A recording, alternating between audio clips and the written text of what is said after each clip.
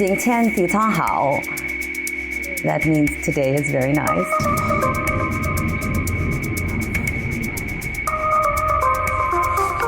188. No, that's the wrong one.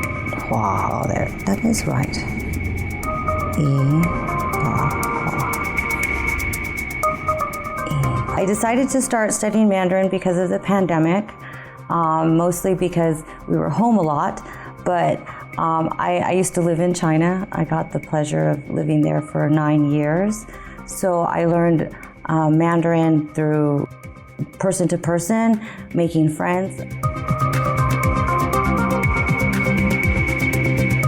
And then with the pandemic, my work halted, and so I wanted to do something, and going back to school was naturally the thing I had been wanting to do.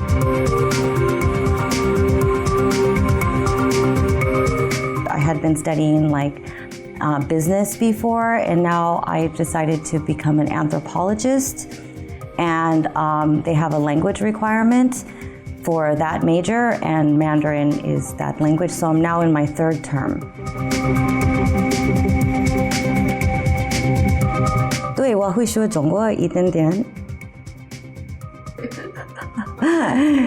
I just said, sure, I can speak a little Chinese for you. I was born in 1976 in a town called Visalia, California. It's about 6 hours north of here. In my family, I am the eldest. I have 3 siblings, a younger sister, she's about 2 years younger, and then a brother, he is 5 years younger, and then my youngest brother, he is 15 years younger, and he was born on the exact same day as I. So we are like 15-year fraternal twins, I guess, sort of.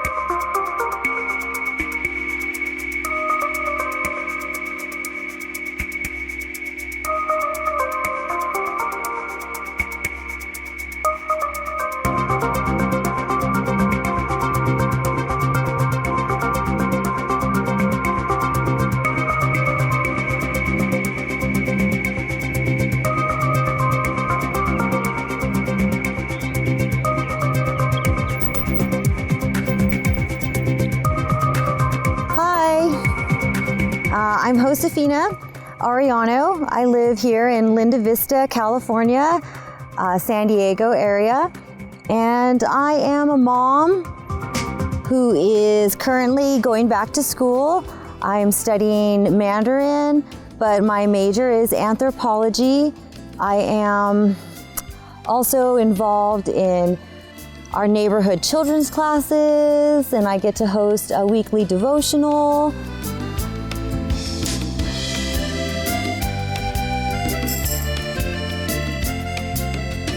Growing up in Visalia was really great.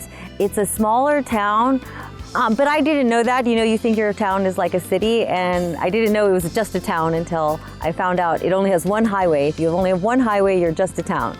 This is my father's hometown.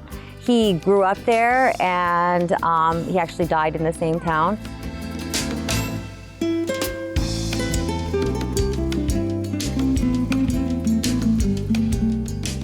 Some of the years of my life I lived in Arizona when I was a child, and we did that because my sister actually had an illness. She has lupus, and so we found out about her disease when I was about 8 years old. So that was like a big thing in our family, that we often had to deal with this, I guess the crisis of her illness being peaking and being very hard on her, and so my parents often had to go away to go to hospitals with her. And so as the eldest, I had a younger brother at the time, and so he and I spent a lot of time together.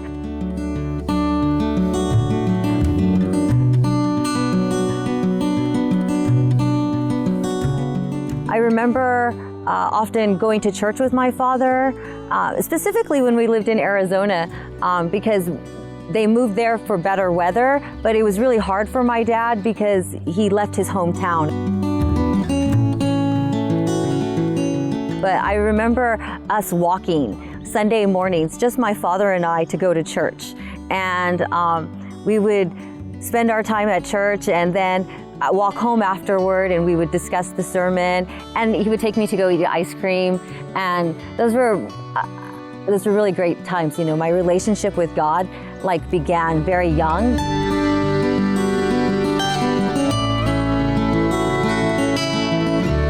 High school was really interesting too because I was involved just in my church. I always loved to be involved in activities with the church. I would do a lot of volunteer work. One of the things I really enjoyed was visiting the convalescent homes and spending time with elderly people. To this day, I still really enjoy time with elderly people.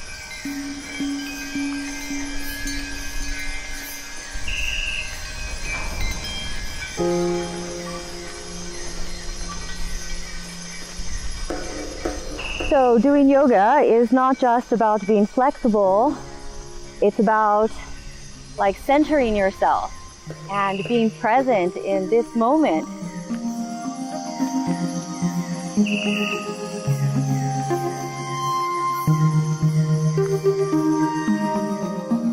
So I teach yoga, I teach Ashtanga yoga, but I don't teach yoga to help people become more flexible per se. That naturally occurs. But the reason to do yoga is for your breathing and your mental health, because even my son and I were just discussing this, and he's not very interested in yoga, but he has a lot of distractions in the mind. But yoga teaches you how to breathe. If we learn to breathe, we are present in this moment.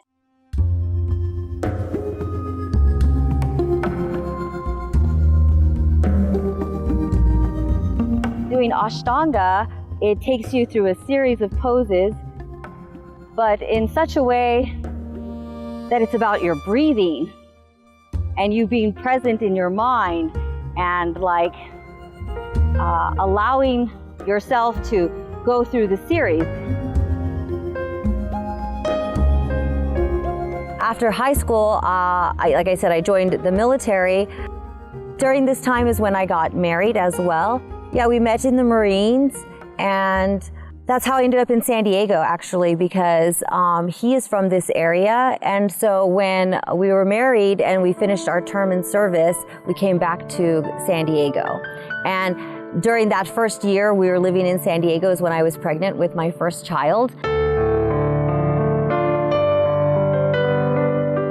I became a wife, and then I became a mom, and then I was like, oh, what kind of mother should I be? Reflected on my own parents and the roles that they played in my life, and I felt like my spiritual compass was a really important part of becoming the person that I am. So I was really grateful that I had a strong religious background, so I wanted to also give that to my son.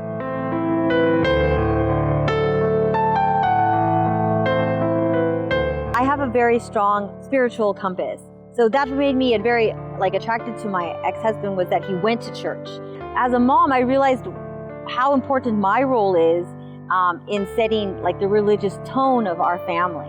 My husband, one of the things I really appreciated about him was that he was very empathetic and understanding. So I could share my thoughts and ideas, and he would be open to them and allow change, because a lot of traditions don't allow the evolution of thoughts, and they kind of box you back in. But he wasn't this way, so he allowed these ideas of a different religion to come into our family.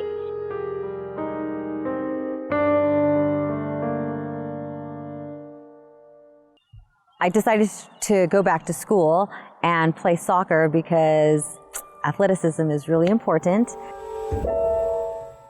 So going back to school was really great because I got exposed to a lot of different ideas. They would have these campus events.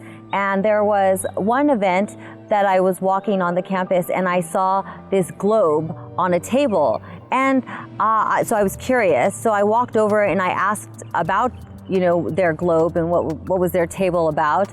And it was really wonderful because they started talking about the oneness of humanity and world unity, and I was like, oh, I like this. And then they said that I could learn more, and they invited me to what they call a fireside, which they would host once a month, and they would bring friends together and they would discuss these spiritual topics.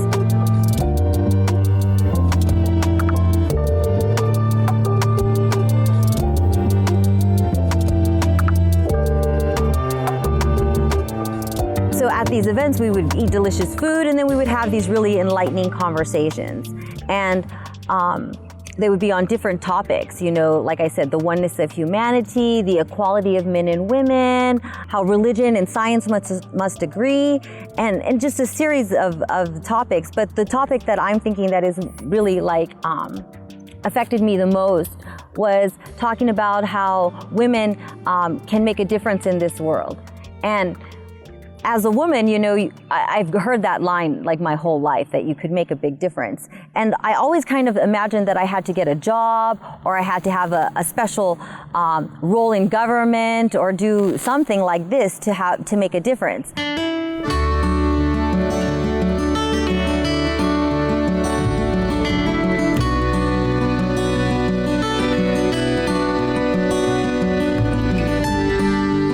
When the friends talked to me about the role of a mother, I was really touched, because in real time I could make an impact on the world, and that was by the children that I was raising. And I had just had my first son, and so it was a really good time to hear this topic, because it really enkindled my own desire to continue to share the ideas that they had shared with me. And because of my interest, they invited me to study, to further study, and have like what they call a study circle. And this study circle was basically coming together with a few different friends, and I could invite my own friends if I would like, if I had friends that were also interested, and we would come together at a regular time. And the friends were really great, because they chose a time that was really ideal for myself, and it was ideal for my husband to participate. So we would every Thursday, and we did this for like 3 years.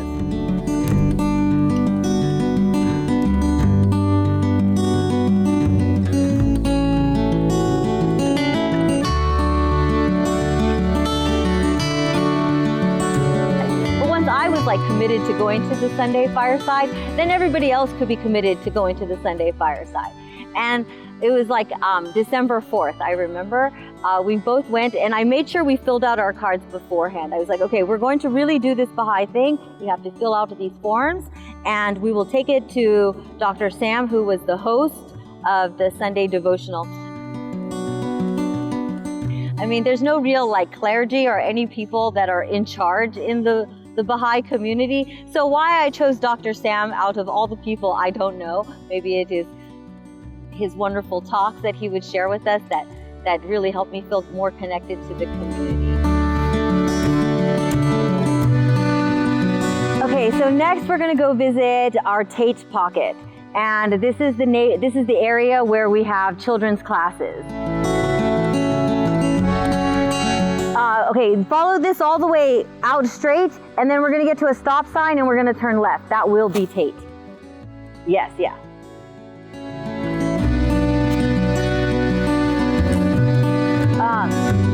Okay, so I chose to do children's classes naturally because I'm a mom. And I started doing this with my son, who is now 21 years old. So I have he started when he was like 4.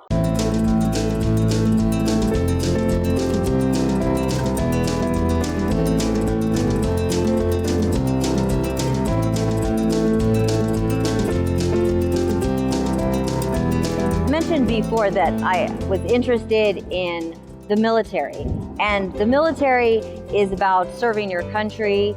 So this idea of service was already in my heart. And like I said, my sister had been ill a lot when I was young, so my parents were often busy, and so I volunteered for other activities like that would happen at my school or that would happen in my church. And again, when I got introduced to the Baha'i faith and understanding about another form of service, which was about children's classes and about devotions and firesides and having a different way of life, I was very much attracted to the Baha'i community, because I want a life where I live serving others, because that was like my childhood way.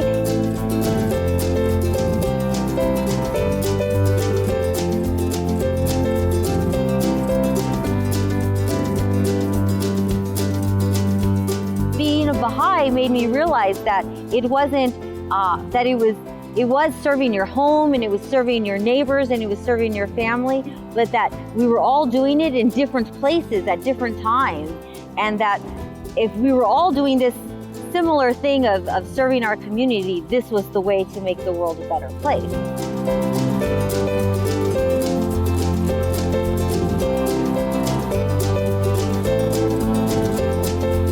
Because there are not many Baha'is in China, it's good to be a Baha'i in China.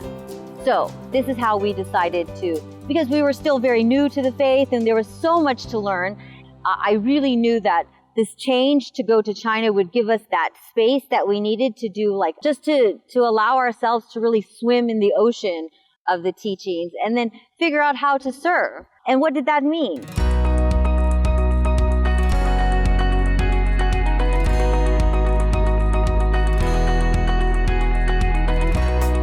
After about 9 years of living in China, we moved back to the United States, and it's so much easier to serve our community now than it was before we moved to China.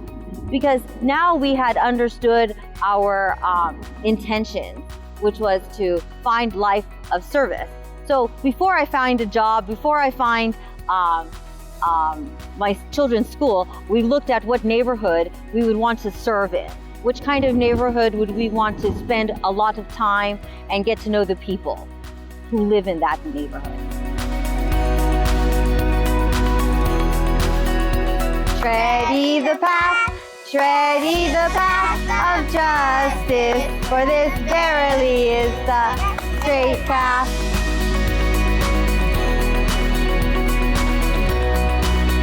Cool. Okay, so what is the quote that we were learning? You want to read that one to us, and then I will find the coloring pages for us. Or we could do writing. We should do our writing practice.